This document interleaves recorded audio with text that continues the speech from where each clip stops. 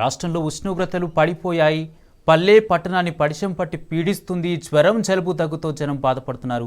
ప్రజలు ఆందోళన చెందవద్దని, ఇదంతా సాధారణమేనని వైద్య నిపుణులు అంటున్నారు. ఇదే అంశానికి సంబంధించి పూర్తి అప్డేట్స్ మా ప్రతినిధి వంశీ లైట్ ద్వారా అందిస్తారు. వంశీ, ముందుగా రెండు అంశాల మీద మాట్లాడుకోవాల్సిన అవసరం ఉంది. ఒకటి కోవిడ్కి సంబంధించి కావచ్చు, మరొకటి దేశవ్యాప్తంగా కూడా చలి తీవ్రత కనిష్ట స్థాయిలో ఉష్ణోగ్రతలు ఏదైతే పడిపోతున్నటువంటి పరిస్థితి మనం చూడొచ్చు.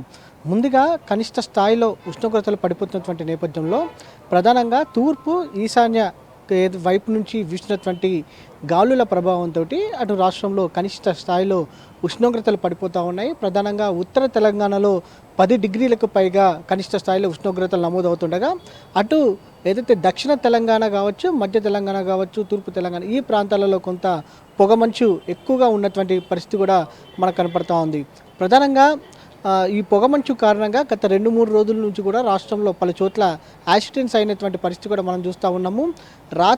అర్ధరాత్రి 2 గంటల నుంచి ఉదయం 8 గంటల వరకు కూడా ప్రయాణాలు పెట్టుకోవద్దని కూడా ఇప్పటికే అటు వాతావరణ శాఖ సూచించినటువంటి పరిస్థితి కూడా మనకు కనపడతా ఉంది. మరికొన్ని రోజులు అంటే దాదాపుగా 2 నుంచి 3 రోజుల పాటు కూడా ఈ పొగమంచు ఇలాగే కొనసాగే అవకాశం ఉంటుంది. కాబట్టి ఈ సమయంలో ప్రయాణాలు కూడా ఎక్కువగా పెట్టుకోవద్దని కూడా సూచిస్తూ ఉన్నారు. మరోపక్క ఏదైతే ఉష్ణోగ్రతలకు సంబంధించి చూస్తే మాత్రం శీతల గాలుల ప్రభావం జనవరి నుంచి మరింత పెరిగే అవకాశం ఉంటుంది. చలి తీవ్రత మరింత కనిష్ట స్థాయిలో ఏదైతే ఉష్ణోగ్రతలు నమోదయ్యే అవకాశం ఉన్నట్టు కూడా వాతావరణ శాఖ చెప్తున్నటువంటి పరిస్థితి కూడా మనం చూడొచ్చు.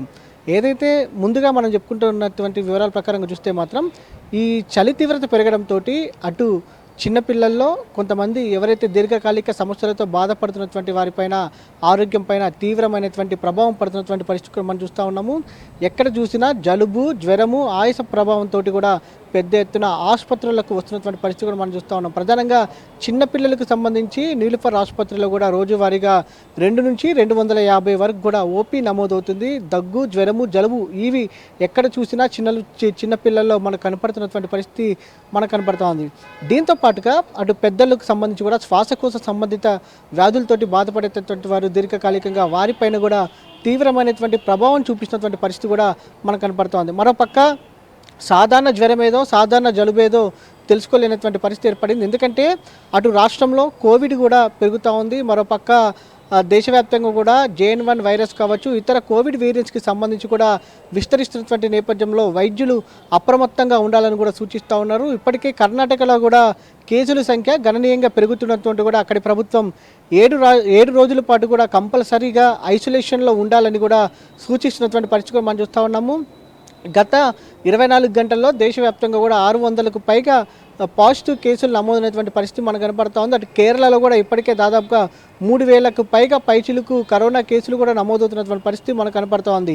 ఈ సందర్భంగా ఒక పక్క కనిష్ట స్థాయిలో ఉష్ణోగ్రతలు నమోదవుతున్నటువంటి నేపథ్యంలో ఇలాంటి సమయంలో దీర్ఘకాలికమైనటువంటి సమస్యలు ఆస్మా కావచ్చు, దాంతోపాటుగా శ్వాసకోశ సంబంధిత సమస్యలు ఉన్నటువంటి వారిపైన కూడా కొంత ప్రభావం చూపే అవకాశం ఉంటుంది. కాబట్టి ప్రజలు అప్రమత్తంగా ఉండాల్సినటువంటి అవసరం ఎంతైనా ఉందని కూడా వైద్యులు సూచిస్తున్నటువంటి పరిస్థితి మనకు కనపడుతుంది. Kumar, right, thank you Vamsi.